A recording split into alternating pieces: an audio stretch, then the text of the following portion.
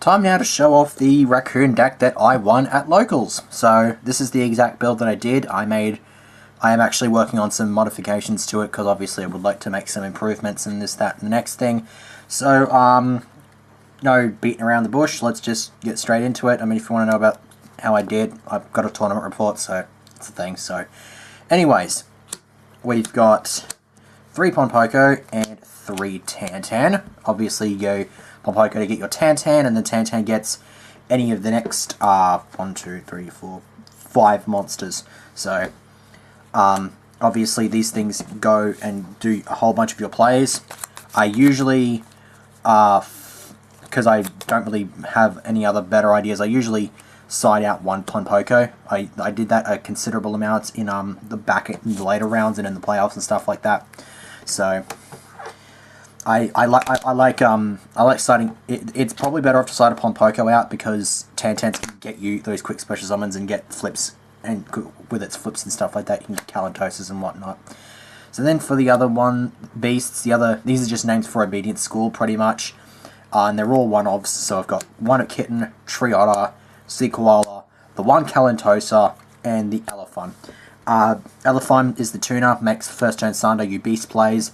Kalantosa, most people like to run at least 2 of him. I decided, probably against my better judgment, maybe to run 1, and there were situations where I wish I had the second, but in most of those situations I actually managed to find a way to work around the lack of a second Kalantosa, so I might consider siding a second one in and see how that goes. Sea Koala drops an opponent's attack to 0. Triotta pumps one of your monsters up by 1,000, so it can make OTK plays a little bit more possible, and 1 Kitten being the compulse on legs. These ones are probably better off just being run 1 of, except maybe 1 Kitten. You can maybe run 2 if you want to. I know a Scapegoat user ran 3 in a build of his, and I don't know. 3 seems just a bit excessive, to be perfectly honest, but it's a thing. So, Mind Mole. Once again, I did not get the first turn Sunder You Beast with this off. Like, I could not open this in Obedience Schooled at all. So I'm either gonna put this to 2 to hopefully increase the chances of it, or I'm probably just gonna cut it from the deck completely. I'm just not too sure on that one. 2 Junk Synchron gets the Junk Warrior. As stated in the tournament report, got a 77 Junk Warrior out in the tournament. Can also make Fitzgerald, and it's pretty much just a 1-card Catasta, 1-card Armades, that sort of jazz, so that's always nice to have.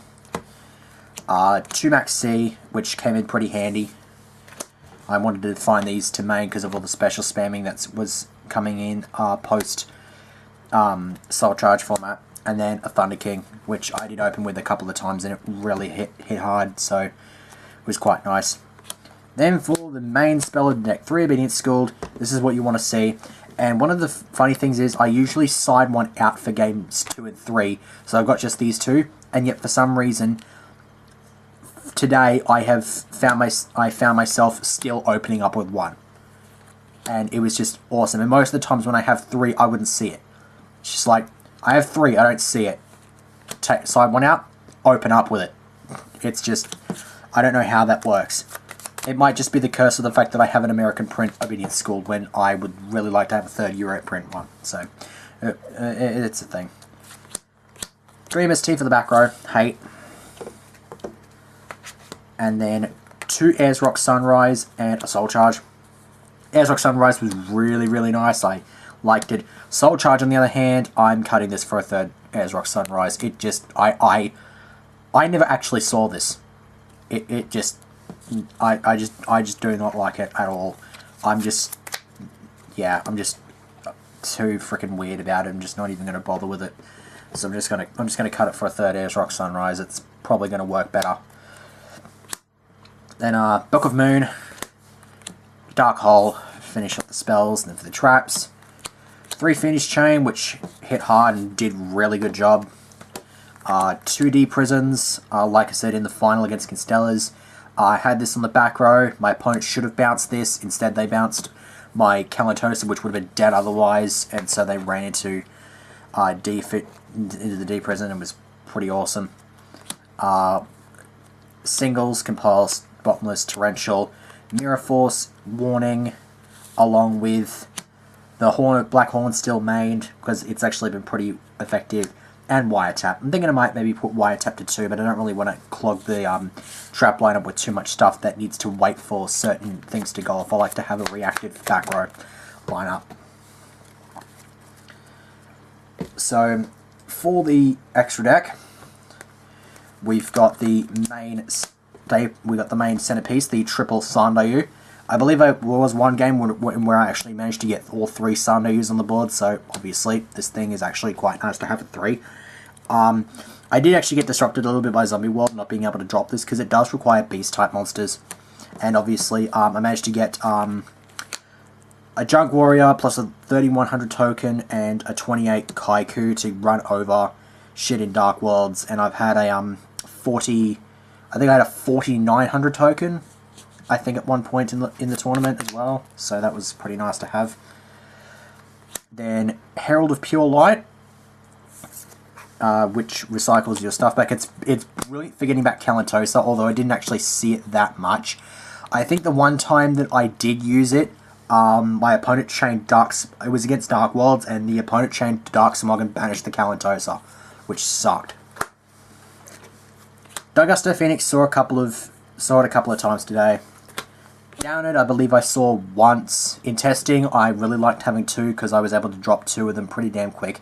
But I didn't really see the double Sandayu lock most of the time. That's usually what I would have before going into the double downeds. So I basically just sort of instead just opted to sit back and just go for the downed and just stick with the one downed and drop it if it was a necessity in certain situations.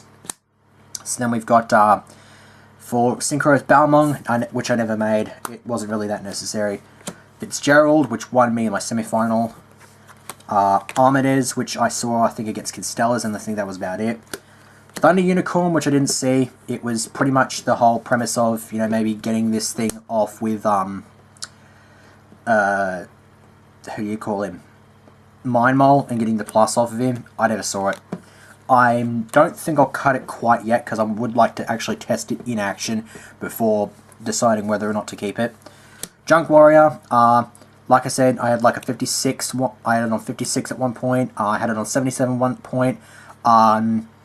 It got warninged once, which if that didn't happen, it would have been an 8100 attack, which would have been pretty damn busted, but, you know, he had to drop the warning at that point, because it was an 81 beat, because it was going to be an 81 beat stick. It would have just smacked him for 6. I think I won that game anyway, though, so, but it was fine.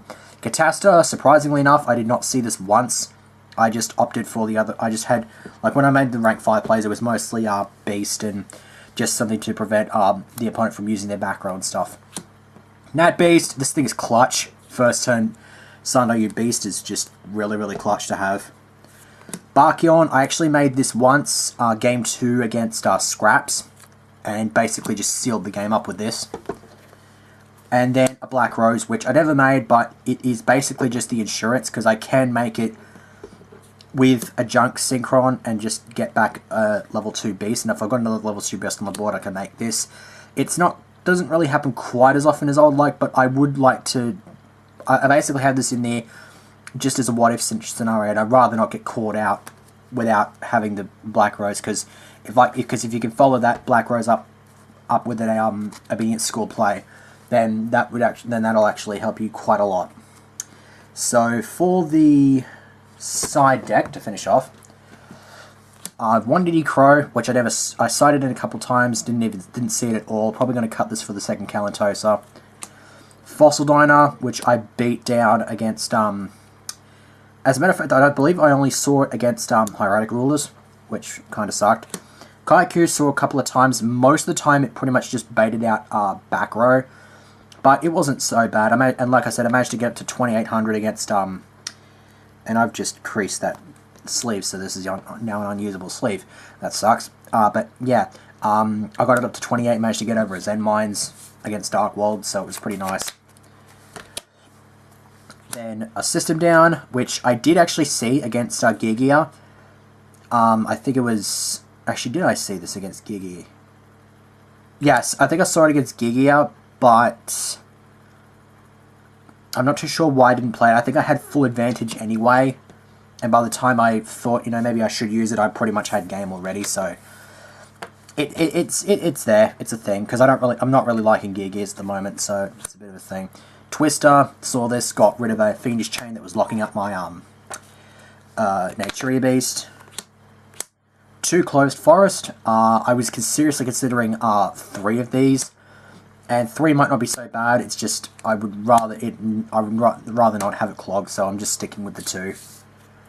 And I don't really want to run 3 because then I would have to probably run maybe a terraforming or something like that, and I don't really want to run that. So 2 is fine, and I saw it often enough. Soul Drain even. I did not see this at all. I'm still of the opinion that it should come up to 2 or 3 or something like that, because I just don't really like it at 1 at the moment. It's just, yeah. Chain Whirlwind, I got rid of a Zombie World and a Tanky with this, which was actually quite nice. And it actually managed to open up the door and give me Sando U plays, which was really, really nice. 2 Needle Ceilings. I saw this a grand total of once. I didn't sight it in that often. I saw it a grand total of once and managed to clear off my opponent's board against Scraps. I think it was game 2 or something. No, it was game 3 against Scraps. I mean, he still managed to counter-attack, but yeah, it's a thing.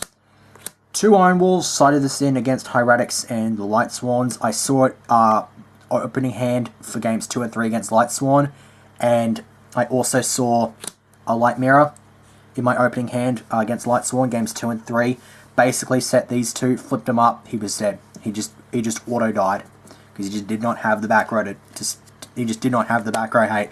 I essentially killed off a giant chunk of his back row hate because he'd have gotten rid of, because he probably would have tried getting rid of stuff, excuse me, with Raikou, Lilo, and that wasn't going to work. JD wasn't going to work, and he couldn't get any of the Dragon Rulers, so he was basically just screwed. So that's pretty much it. It doesn't seem like I need to make any huge modifications, but yeah, it's a thing. So I'm just genuinely surprised that I managed to get this thing to win a local, and especially maining 1 Kalantosa, because I was really, really reluctant to main 1, to drop to 1 Kalantosa, so that's the bit that surprised me the most, and considering the matchups I managed to knock over, I have to say today was a really, really good success. And the Brisbane War won the A-League Grand Final as well, so I'm not going to complain about that either. So that's pretty much it. See you for whatever it is that I do next.